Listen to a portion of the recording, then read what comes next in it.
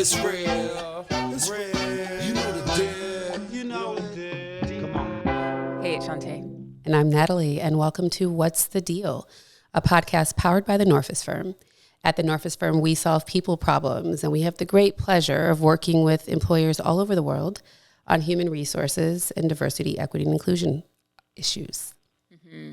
So before we get into today's issue, we just want to let everyone know that during our issue, we're going to be talking about our guest work around disparities with maternal mortality rates. So if that's really sensitive for you, it's okay. Resource yourself. Maybe check out of this episode if you need to. But it's a really great episode that we're going to be talking about in terms of systems and how they had the outcomes that they have. But again, wanting to make sure you all know that it is a sensitive topic and resource yourself accordingly.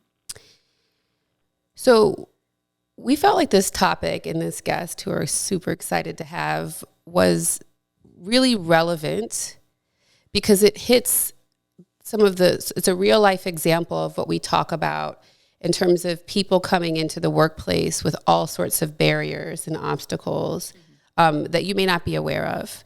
And so one of our clients very aptly said that, we all come from different starting points, and it's important to consider people's starting points. And so when you think about maternal mortality and the fact that, there's a lot of stats that certain groups, certain mothers die more often while having a baby than others, you have employees in your workplace who maybe experienced it, came close to it. I did. I had a very traumatic birth. And definitely did not, as much as I adore my son, did not want to go through that again, right? So I chose to have one child because of it. And so we're not sharing this with you because we think you need to be an expert in this topic. We're sharing this with you because when we talk about belonging and wanting people to come up and show up at their workplace as their best selves, it's important for you to be thoughtful of some of these starting points. And certainly having been pregnant and having a baby and having that process, it is a miracle for sure. Life is a miracle, and having a healthy baby is a miracle. And so, it's obviously more, people dying is the worst outcome, but there are people who struggle to get pregnant, people who can't get pregnant, people who've tried to adopt and that doesn't happen. And parenthood is a very important piece of a lot of employees' lives. And so I think this just puts in the context, like, there's a lot that people are going through. Absolutely. And so we're really happy to have Judge Glenda Hatchett on our program today to help us really unpack those issues around inclusion and equity, using a very specific example that a lot of the population, a lot of the folks who pay attention to this podcast can relate to. So before we get into it, let's introduce Judge Hatchett. We're so excited. Really excited to have her here. She's a renowned American jurist and television personality. I'm sure you all remember the impactful show of The Verdict with Judge Hatchett. Of course, that is her show. But she's also the founder of the Hatchett Firm. And she has a very distinguished legal career, and she has left an indelible mark on law, cannot be denied. Most recently, Judge Hatchett accepted a new role, right, of counsel with Stewart Miller Simmons Trial Attorneys located in Atlanta, Georgia. I want to make sure I get that right. But again, this woman is incredible, and so she is sharing her gifts and her light with everyone in various areas of impact, which includes wrongful death, major personal injury, sexual assault, and then class action relaxer cancer cases. But I think the area that we started off this conversation with that is probably most near and dear to her is around maternal mortality rates and the impact of these systems that they have on a particular demographic, and what folks who maybe not have had those experiences, but what everyone should be mindful of as we're thinking about systems and equity and inclusion and outcomes. So, yes. Welcome, Judge Hatchett. Thank you very much. I am, there may be times in this conversation that I may get emotional, but I am human. And this is a situation, as we'll talk about, that strikes very close to my heart and my home. And I just thank both of you for the enlightened conversation that we're going to have today, because there are a lot of people who just don't understand these issues. So I am absolutely so grateful and count it a privilege to be with both of you today. Thank you. Thank you. Thank you. So to get us started, can you talk to us a little bit about some of the statistics, Sure. why this issue is important, and what are the systems at play here? All right. I think it's important for your audience, and I know that the two of you know, but I think to put it in context, I will share very briefly my own experience in that, and I always refer to her as my daughter, not my daughter-in-law. She was married to my son, but she was my daughter. And she went into Cedars-Sinai in April of 2016 to give birth to her second child by a scheduled C-section. This was not an emergency C-section. She was extremely healthy. 39-year-old, beautiful Black woman, spoke 5 languages fluently, was a skydiver, raced cars, had her pilot's license, was an international businesswoman. I mean, she was that woman. And never in my life did I think that she would never walk out of that hospital. And she died. She died as a result of giving birth to their second son. And what we know, and what I did not know at the time, is that women, Black women and women of color, are more likely to die, 4 times more likely to die. The reports say 3 to 4. The CDC is looking at revising that number upward to 4 to 5 times more likely to die as a result of giving birth. She was perfectly healthy. She had health care. She had prenatal care. She was a marathon runner. I mean, she did everything right. And they ignored her. And they let her hemorrhage to death after a scheduled C-section for almost 12 hours. And by the time they got her back to the operating room, it was too late to save her life. And here we are with a brand new baby and a 19-month-old child and no mother. And so you know that the work that I have committed to, along with my son, for the last 7 years has been all around this issue. And I want to be mindful of your time, and I want to let you ask me questions, but let me just frame this for you. What we now know from the autopsy of Kira's autopsy, and I've been very transparent about sharing this, is that she was butchered.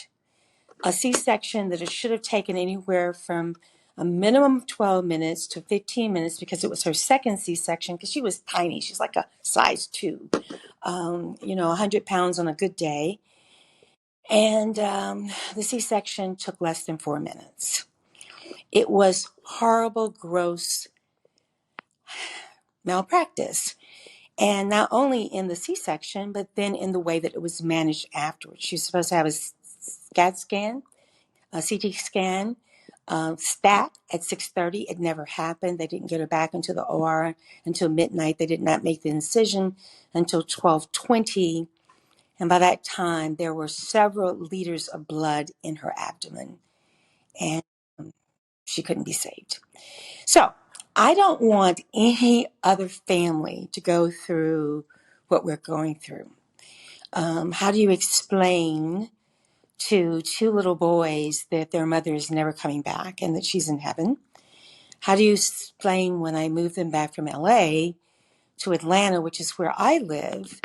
I said, Charles, you cannot be in Los Angeles with a newborn and a 19-month-old baby. You're grown, but you're coming home. And so fast forward one night, they were all in my home, and Charles V, who by this time is 2, he wasn't 3 yet. I remember this vividly. And he woke up, and I left my door open because I would always listen out for the children. And he got up, and I checked on him, and he said, Grandma G, do you have my mommy's cell phone? And I said, no, sweetie, I don't. He said, I need you to find it. I need you to call and tell God I want my mommy home. What do you say to a 2-year-old? What do you say? How do you ever begin to try to explain that? And so our work has been, and we can talk about this more maybe another time, but our work around the foundation for Cure for Moms has really been about support for other families, but also the intervention on the front end so that mothers go home with their precious children. Lastly, I will tell you about that day as we were leaving the hospital. I won't go through all the trauma of him telling me. I had left the hospital to take my grandson back to the condo, and never could I have imagined that she would die. And when I left, they said, "Oh, it may have been a nick of her bladder. We'll go in and fix it in 15 minutes. She'll be fine." Well, that wasn't the case. She was absolutely butchered in that process. And so as we were leaving the hospital, from your own experience, Stephanie, as you were talking about having a baby, that you leave in a wheelchair and balloons and flowers and you're walking down the hall. Well, all these mothers are walking down the hall in a wheelchair. And they insisted that my son sit in the wheelchair to carry Langston out. And he says, "No, I'm walking out of this hospital." And so they called security on him. And, Mama Hen stepped in. And I said, "If you dare touch him, I promise you that there will be so many problems that you can't even begin to imagine." And so as all these other mothers are being pushed out, my son very stoically walks this long hall without Kira, with this small baby in his arms. No one should have to endure the pain that he has gone through, and no child should have to ask, "When is my mommy coming home from heaven?" And so that's why I'm passionate about this. This is why I have to work. This is why I can't be tired. I have to do everything humanly possible to make it better. Do you want me to go into stats now? Well, I do want to, first of all, acknowledge you. Yeah, thank you. Yes. I mean, obviously, I don't have a napkin, so I was doing everything I could to hold back tears because I will be here a mess, and certainly can relate to, just thinking about, like I said, I mean, I don't really talk about this a lot openly, but for my son was in distress. And so listening to you and that no one was communicating with us about why people were descending upon the hospital room, and it called code blue about 4 times, but it wasn't until like the 4th time that we knew that was happening. And being stunned by just, I'm like, gosh, I'm a lawyer. Like, I am educated. And I'm not saying that that's better or worse. I'm just saying I'm able to speak up for myself and say, like, I mean, in that situation, because I was at a teaching hospital, I was at Northwestern in Chicago, I asked for them to call my doctor. And then he immediately, when I don't understand what's going on, he's like, "I'm coming." Right. So like thankfully he came to the hospital, and my C-section ended up being an emergency one. And so when I'm listening to all this, it's like, my dad was on the phone with me saying, "You can't die. Like, you're my only daughter." And I was like, okay, I can't talk to you right now because I'm trying to have this baby. Mm-hmm. But it's very, a traumatic experience. So I say that to say, not the same as yours, but certainly one where we get it. And I thank you for sharing that in that way. And the truth is, unlike your situation, this was a planned C-section. This was not an emergency. He did not have to go in and do what he did, the way that he did it, and then for there to be no response to her situation. She never left the recovery area. It's not like she was in her room and people didn't know she was in crisis. She never left recovery. And so we, as a nation, we must do better. We have to do better, Stephanie, because we are losing. I'm Natalie. Sorry, Judge Hatchett. Sorry, That's okay. Natalie, I'm so sorry, Natalie. We have to do better because we are beyond a crisis mode. Your audience will be shocked because I did not know this before Kira died, that the research now says that more than 80% of maternal deaths are preventable. To be exact, it's 84%. Think about that. Preventable. Now, there are situations now, and that's why I share it, because it is shocking. I send you all this research.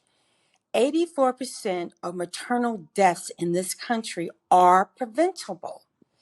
And if we know that, why aren't we doing better?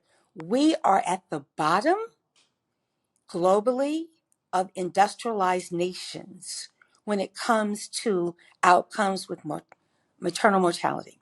Let me go on to tell you that it is not just immediately after birth. These numbers then span that year because there are complications that they are not attending to. As we talk about this, most of these are situations where it just happens and pretty soon. But give you an example.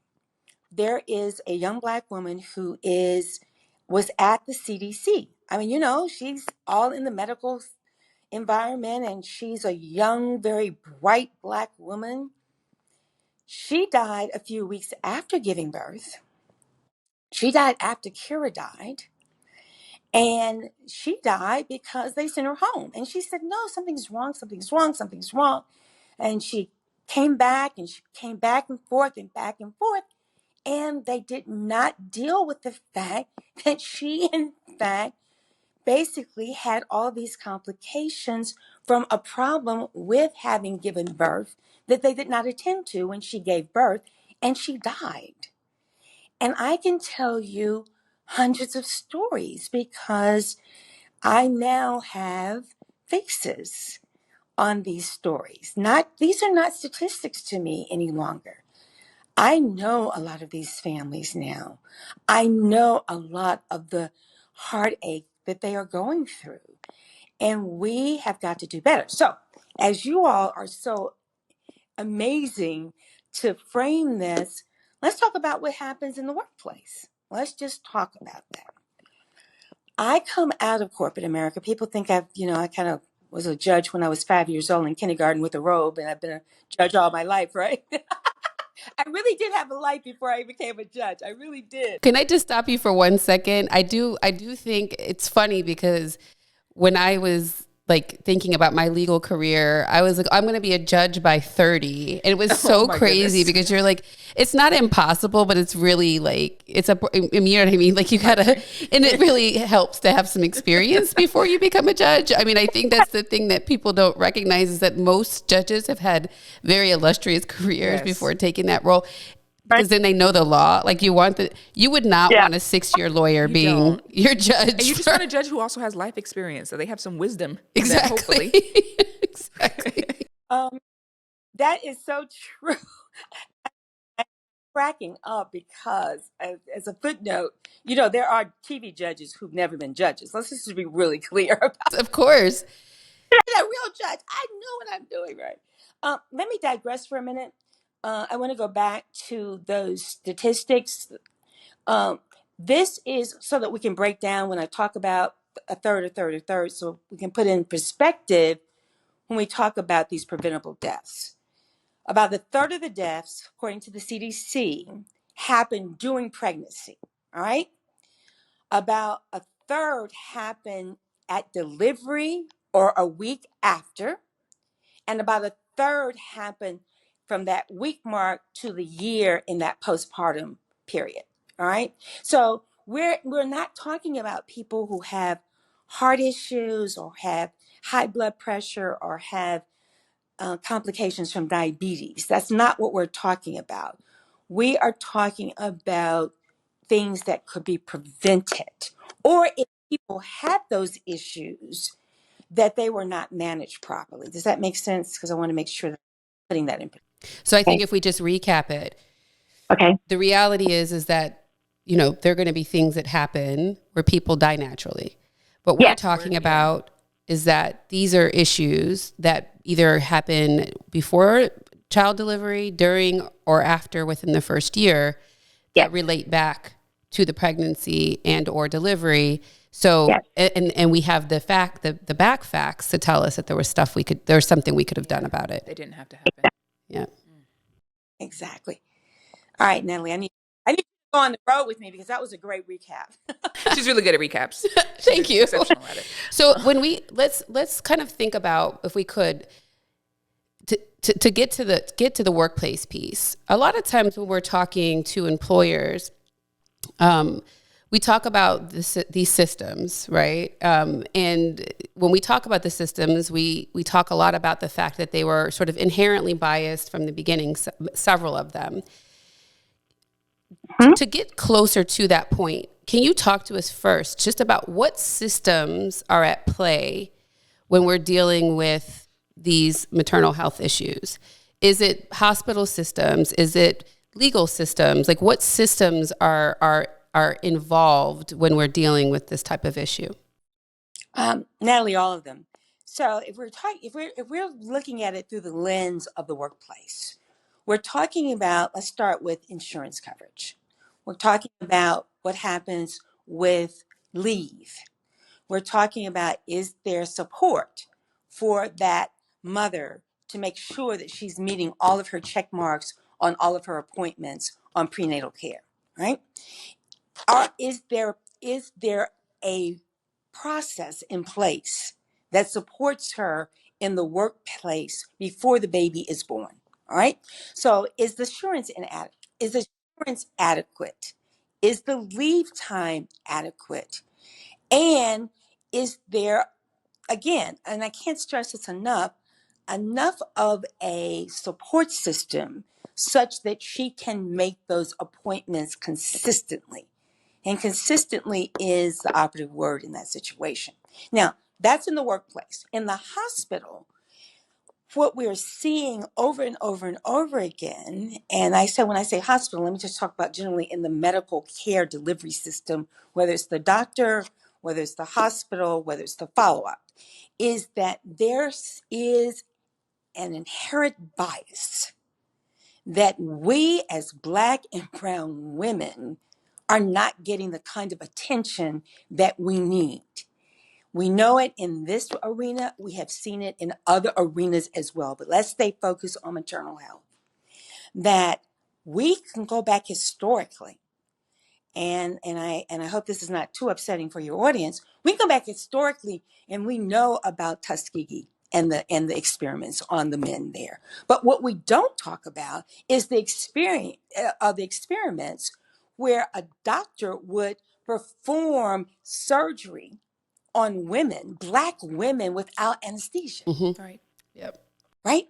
I mean, and historically, our ancestors, women would give birth in the field. They would cut the cord and would be expected to continue to work in the hot sun. And there is this thing that somehow we can deal with the pain, that we can bear these problems, and that is inhumane. And so I have to really, as a comma right here, speak to Valerie Montgomery Rice, who is the president of Morehouse School of Medicine, who is one of the most remarkable women I know. She's one of the most remarkable people, period, I know. And, but just a fierce Black woman who is an OBGYN by training and a dear friend. And what she did, Kira died that April. That following September, she dedicated the opening convocation symposium to the issue of maternal death and health at Morehouse School of Medicine. And in that was a serious conversation about just bias. And it can't just happen at a predominantly Black medical school.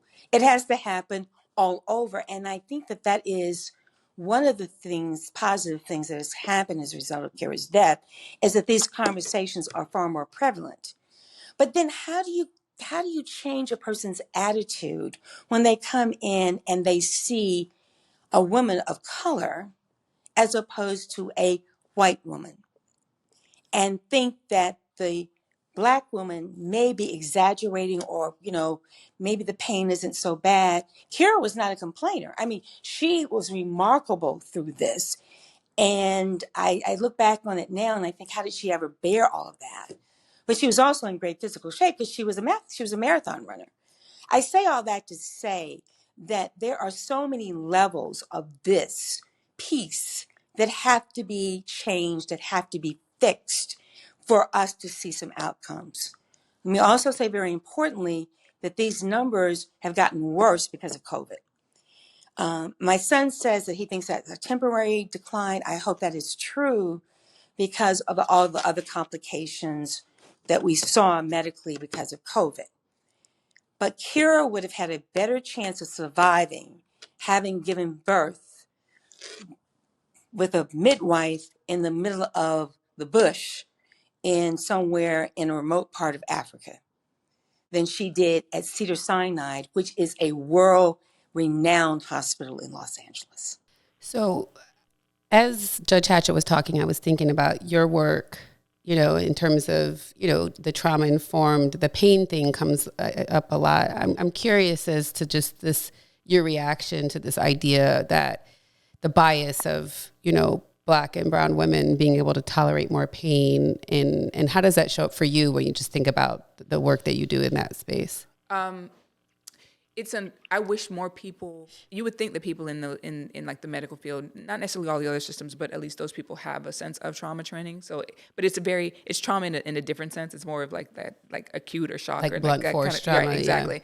But trauma can occur anywhere and everywhere. We're familiar with this. But I think from the trauma perspective that I look at this work, it's more of the, where are the signs that things are awry and that harm is happening and people are being hurt? And let's be sensitive to that. And what do we need to put in place so that people can feel safe, so that they can feel a sense of, okay, what's happening, so that I can be in a place to deliver this baby the best way.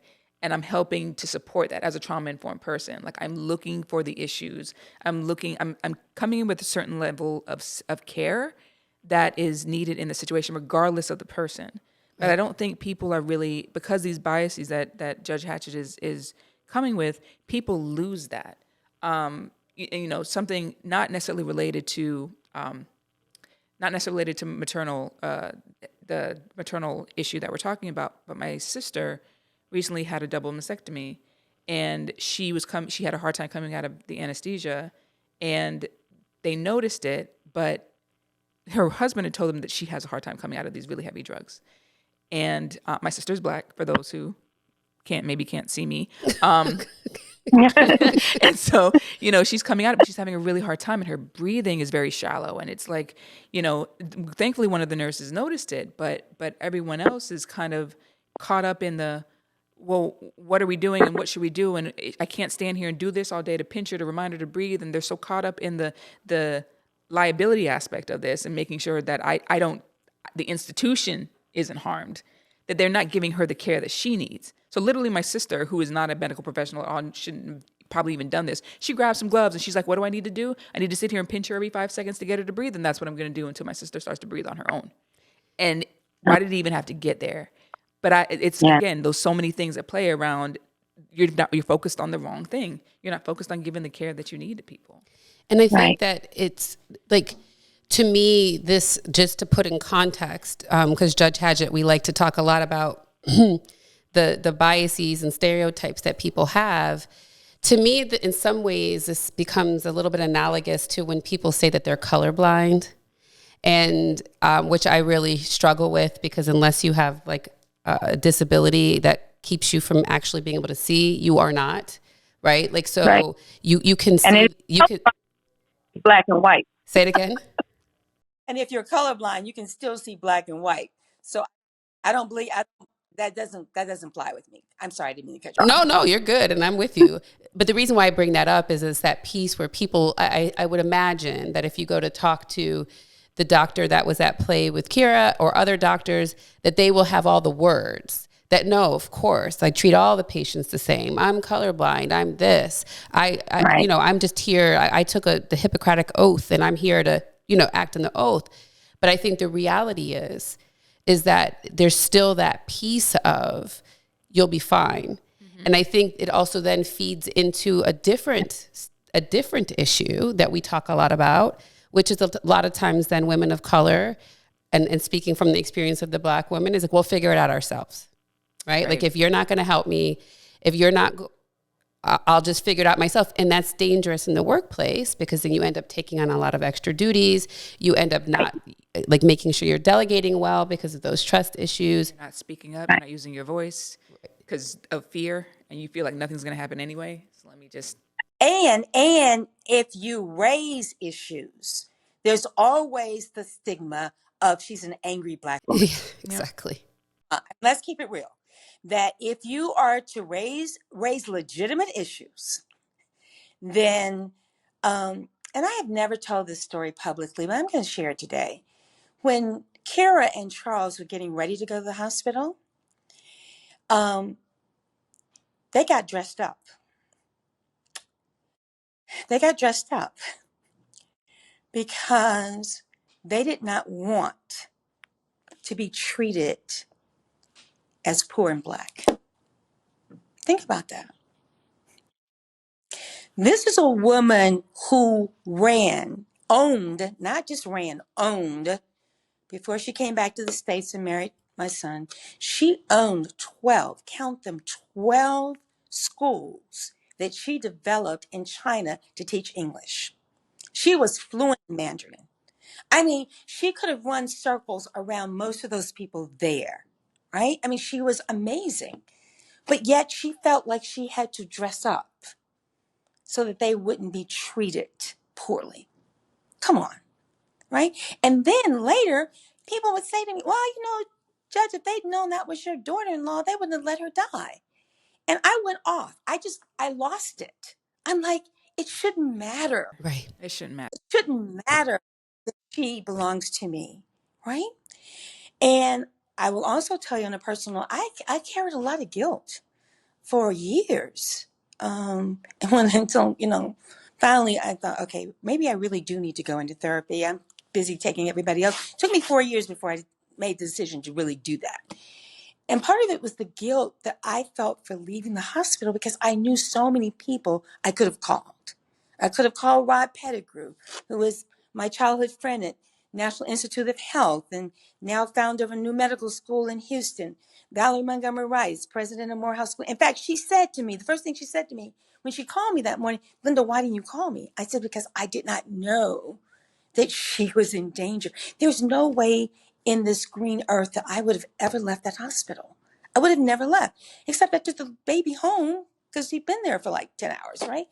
But my point is that we as Black women particularly, we carry so much extra stuff, On another podcast, we'll talk about when I walked in Delta Airlines and there were no other Black women I knew at that level anywhere. I was the highest ranking woman of any color in the company worldwide.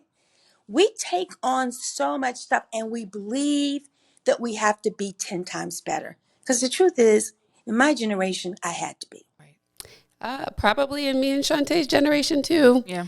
And so I always am the bearer of bad news, which is that we're coming to the end of our time, unfortunately. But we really have to talk about one thing, though. We really have to talk about. You two are both like, one you more guys thing. you're overturning me. Yes, Let's go. I have to, because we really got to get into looking at this from if we look at it from a broader perspective and we talk about systems, specifically like in the workplace, I think that we really need to give this sense, like, what is the view that employees need to take? Again, we're using this as an example, but if you're thinking about systems and outcomes, and these are horrific outcomes that people are having as a result of this. So, but some of it may not feel as bad as, like, say, this situation, but it's still pretty impactful on someone's life. So if you're talking about disrupting systems and people empowered to shift those systems, what is your takeaway? How do people need to be looking at this?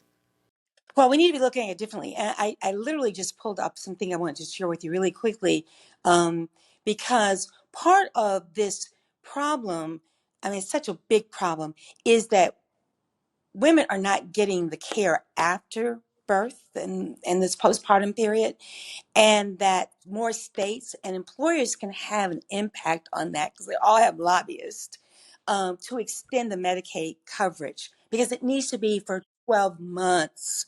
And that needs to be a real thing that in the workplace they can say, look, we need the government to do this because our employees are affected deeply by this piece. And there are still states in this country that don't have that.